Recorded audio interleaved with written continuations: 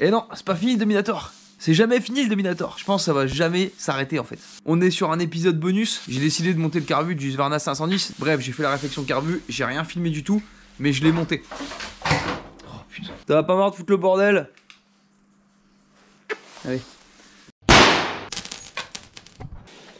Le voici. On voit rien, c'est trop cool hein. Yes. Donc ça, c'est un FCR 41. J'ai commandé un tirage rapide ici. Là, ça va envoyer du steak là. Là, franchement, vous êtes pas prêts. Ce qui est bien, c'est que y a pas que ça. Donc là, j'ai reçu une pipe d'admission RD08 beaucoup plus courte parce que sinon le carbu il rentrait même pas. Déjà, j'ai galéré à le rentrer, c'était un bordel. J'ai recommandé toutes les durites du carbu qui étaient hyper sèches. Et j'ai aussi commandé un arbre à cam de 600 XR. Par contre, j'ai pas pris un arbre à cam origine. J'ai pris un stage 1. Voilà. Donc je vais monter tout ça, on va changer la distribution et on va faire un essai route. Mais juste avant, on va tester le carburateur aujourd'hui. Donc il fait magnifiquement beau, c'est génial. Je suis rempli de joie et de bonheur de faire un essai route sous ce temps de merde. Je vais aller me changer. Avant ça, je vais changer l'embrayage parce que l'embrayage il est rincé, il est mort. Donc ça c'était prévisible, hein, la moto elle n'est pas tournée depuis longtemps. Là sur piste c'était un peu la galère.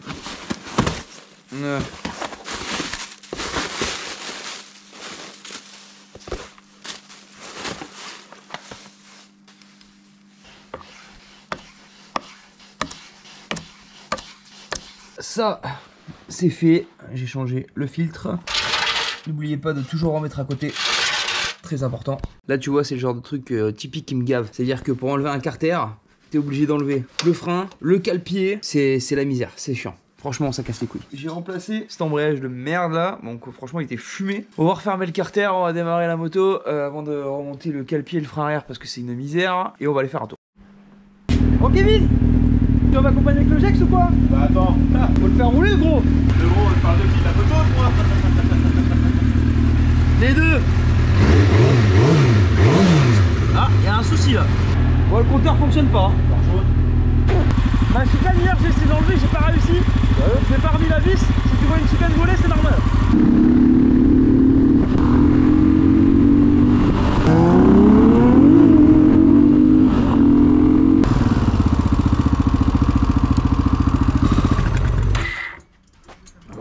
Trop riche. Pourri? Trop riche. Ah. Ouais, bah c'était évident. Hein. Genre, j'ai l'impression que je mouline comme si mon embrayage il était mort, mais tu sais, ça patine pas. Genre, j'ouvre en grand, ça fait. Enfin, c'est à la limite quoi, tu vois. Elle s'engorge. Ouais, elle s'engorge, je pense, ouais. C'est le gicleur qui est trop gros, je pense, faut le descendre. Ah,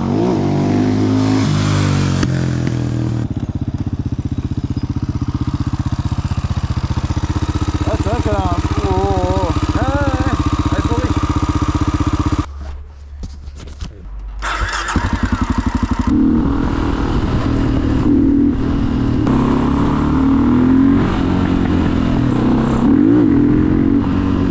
Voilà les bails. Nouveau carbu, ancien carbu, vieille durite dégueulasse, nouvelle durite. On va essayer de se monter ça. J'ai reçu un kit gicleur là. Voilà, il est là. Donc dans un premier temps, on va essayer de refaire le cheminement des durites. Voilà, c'est mieux comme ça, non? Oui, c'est mieux. Comme ça, on va voir ce qu'on a dedans. On va essayer d'harmoniser un peu tout ça parce que là, ça allait pas les premiers essais. C'était beaucoup trop riche. La moto fonctionnait, mais elle avait plus rien dans le sac. Pas trop la classe. Donc voilà, ça c'est le gicleur principal.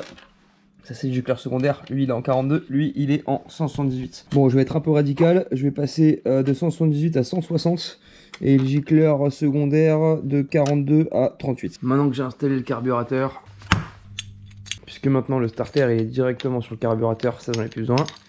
Ce levier tout moche là, ça va dégager. Tu sais, aujourd'hui c'est le jour où t'as reçu tous tes gicleurs et t'as envie d'aller faire un essai route avec le Dominator, tu vois. Ça va que j'habite dans le sud, hein, parce que sinon je me plaindrais H24. Je ferai du bateau, je pense. Alors, un joint de culasse, parce qu'on va changer le piston. Des joints d'échappement. Joint de queue de soupape. Une vis de vidange, parce que j'ai perdu l'autre. Et un putain de roulet de démarreur. Voilà, parce qu'en fait, je crois le démarreur il galérait à démarrer, je comprenais pas pourquoi. Et en fait, c'était le démarreur qui chauffait. Donc on va le changer. Bon, on va revoir tous les réglages carbu du Dominator. On va repartir de zéro et on va essayer de faire un truc carré pour cette fois-ci. J'attends aussi ma cam qui va arriver. Donc ça serait bien d'avoir un pré-réglage avant de mettre la cam.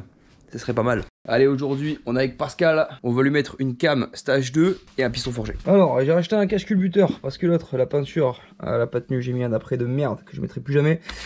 La distribution, le joint de cache-culbuteur, joint de culasse corné, le piston forgé, le carburateur FCR 41, ça c'est cool, et la cam stage 2. Allez, on va démonter tout ça.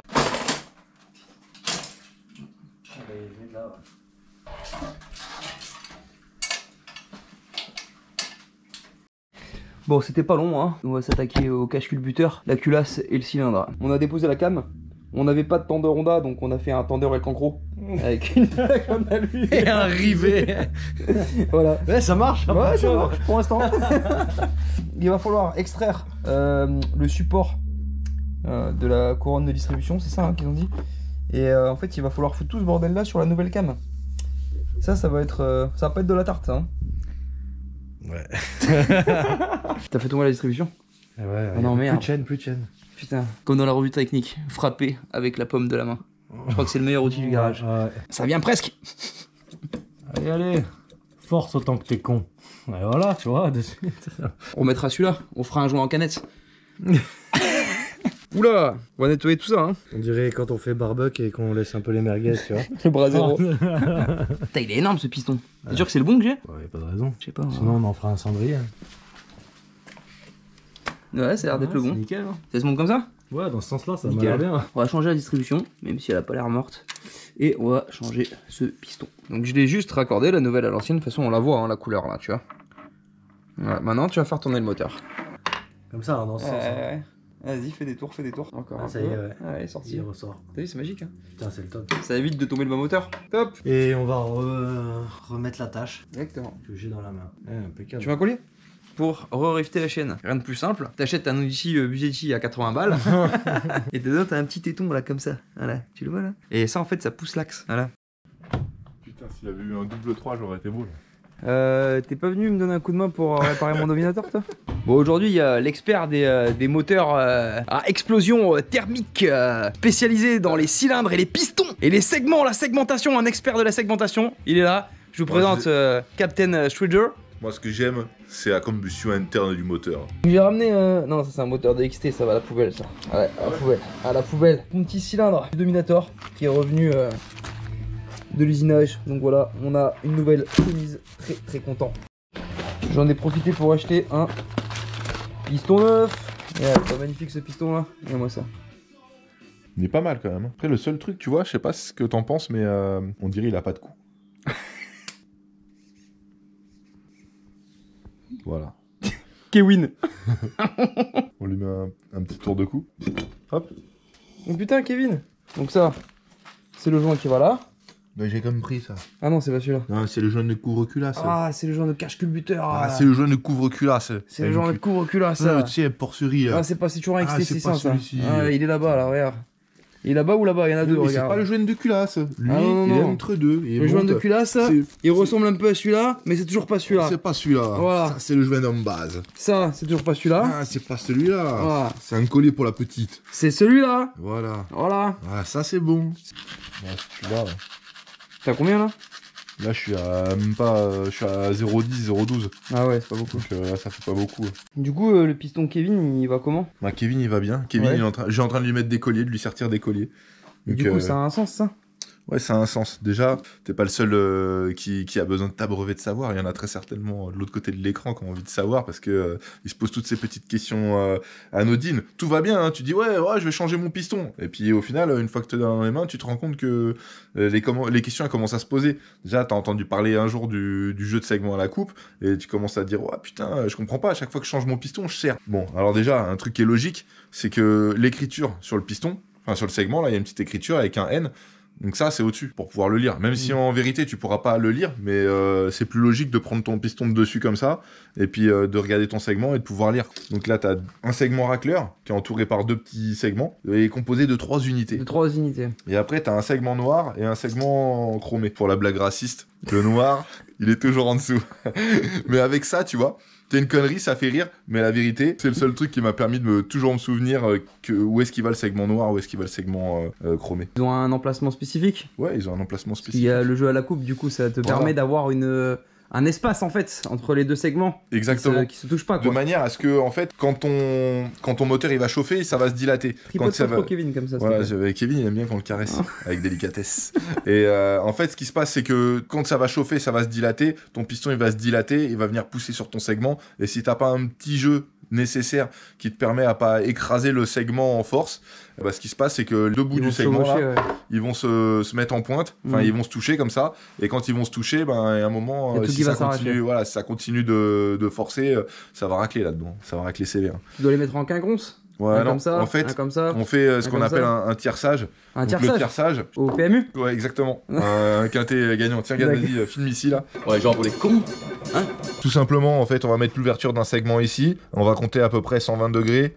Voilà, comme ça, tu vois, un petit peu. Donc un tiers, tu vois, un tiers, un Ah, tiers, c'est ça, un un tierçage. tiers. Voilà, le tierçage, voilà, Ah, moi, c'est je ça à croyais que peu c'était près. le tiercé avec Non, les chevaux et tout, bah, Les courses, vous le savez, c'est ma grande passion. Un bon tierçage, tu gagnes des chevaux quoi. Exactement. Avec un bon tierçage, surtout, ça évite parce que si tu les mets tous en ligne. T'es sûr de pas gagner des chevaux là. Bah là, Tu vas en ça fait un toboggan d'huile. Bah, le problème, c'est que tu transformes un 4 temps en 2 temps et Ah. le bordel, il va consommer plus d'huile que d'essence. Quoi. Ah ouais. Donc, c'est si pas t'as le pas projet. envie que le bordel il fume sa mère, voilà, c'est pas le projet. Ok, donc un bon tierçage c'est important. Un bon tierçage, Voilà. Un piston forgé et un arbre à cam. vraiment pour une belle écurie, mon cousin. Et toi, Jamy, qu'est-ce que t'es en train de faire?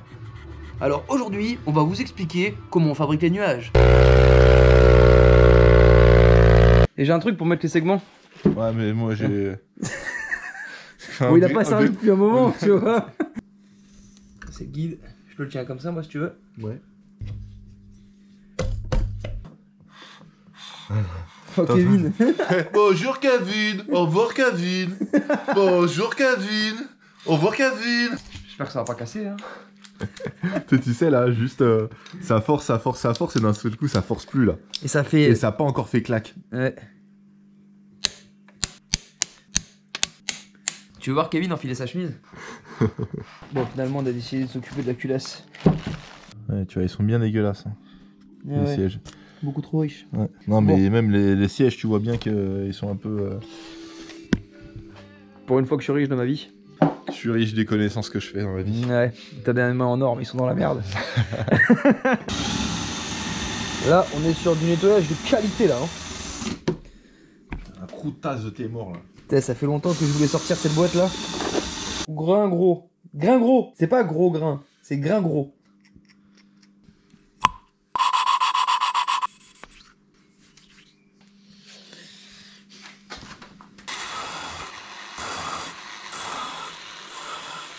Aujourd'hui, on va pouvoir finir les travaux sur le Dominator.